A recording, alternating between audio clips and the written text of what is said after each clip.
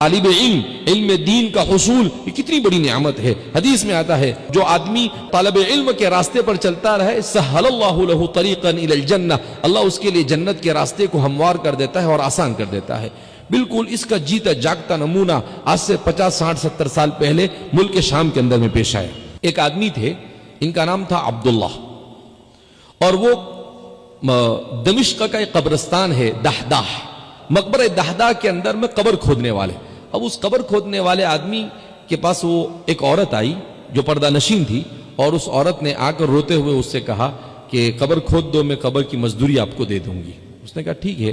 وہ کہتے ہیں میں نے قبر کھودی اور 10-15 لوگ ایک جنازے کو لے کر آئے اور اس کو ہم نے قبر میں اتارا، تو کہا کہ میں قبر بھی کھودتا تھا اور ساتھ ساتھ میں میت کو قبر کے اندر میں اتارنے بھی مدد کرتا تھا۔ تو کہا میں بھی اترا۔ اب جب میں اندر اترا تو کیا ہوا، جیسے ہی ہم نے میت کو رکھا، میت کو رکھتے ہی وہ قبر بالکل وسیع ہو گئی۔ کہا میرے ساتھ والوں کو نظر نہیں آیا، میں سب دیکھ رہا ہوں، اور میں نے دیکھا کہ دو بہترین سوار آئے سفید کپڑے میں ملبوس اور اس نوجوان کو اپنے ساتھ میں لے کر گئے، اور اپنی نگاہ جہاں تک پہنچے وہاں تک کہ قبر وسیع ہو گئی۔ کہا کہ مجھ پر غشی طاری ہوگی، بے ہوشی طاری ہوئی، میں گر گیا، لوگوں نے مجھے نکالا، اور کچھ دیر کے بعد جب میں ہوش میں آیا تو میں نے لوگوں سے کہا میں نے ایسا ایسا دیکھا، تو لوگوں نے کہا پاگل ہے، تو نے کچھ ایسے ہی بے ہوشی کے اندر میں دیکھ لیا ہوگا۔ 2-4 مہینے ہوئے، 2-4 مہینے کے بعد عورت آئی دوبارہ، اور پھر اس نے کہا کہ میرے بچے کا انتقال ہو گیا ہے، ایک قبر کھود دے۔ کہا میں نے پھر قبر کھودی، اب میں نہیں پہچان سکا، پردے میں تھی کہ یہ وہی عورت ہے یا کوئی اور عورت ہے۔ خیر، وہ میں نے پھر قبر کھودی، اور پھر میں اس نوجوان کو بھی قبر میں لے کر اترا، تو کہتے ہیں کہ بالکل اسی جیسا پہلا جیسا منظر تھا ویسا ہی منظر، کہ جیسے ہی اس کو نوجوان کو قبر میں رکھا وہ قبر تا حد نگاہ وسیع ہو گئی۔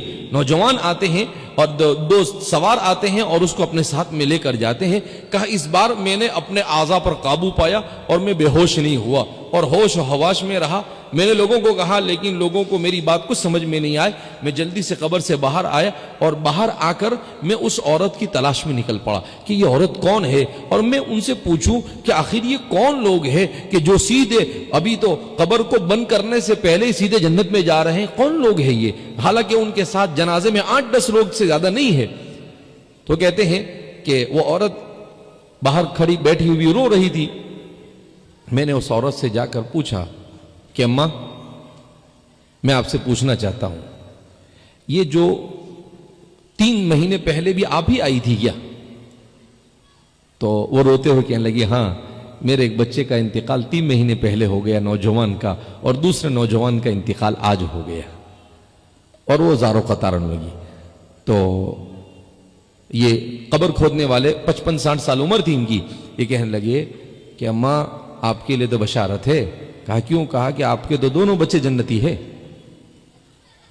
میں نے اپنی آنکھوں سے دیکھا۔ تو کہا عمل بتاؤ آپ، ان نوجوانوں کا عمل کیا تھا؟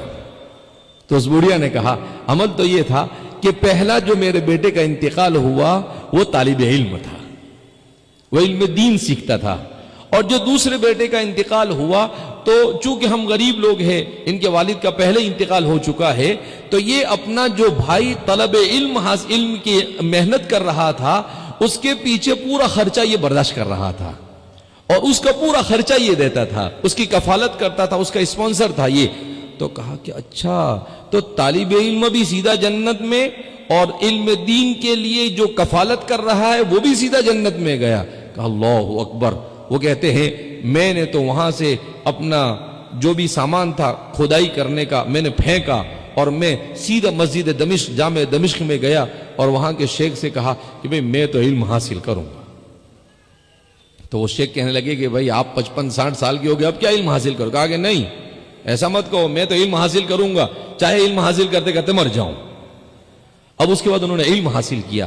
آپ کو تعجب ہوگا، 10 سال محنت کی، اور 12-14 سال کے بعد دمشق کے بڑے علماء میں ان کا شمار ہوتا ہے۔ آپ گوگل پہ بھی ان کا نام ڈالو تو ان کے حوالے آ جاتے ہیں۔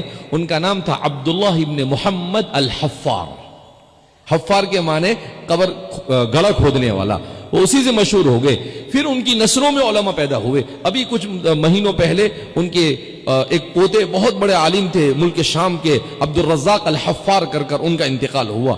تو انہوں نے اپنی زندگی میں اپنے سارے بچوں کو نصیحت کی کہ بھائی علم دین حاصل کرو, اور علم دین حاصل کرنے والوں کی خدمت کرو, یہی جنت کا راستہ ہے, اس سے بہتر وہ جنت کا کوئی راستہ ہو سکتا نہیں ہے.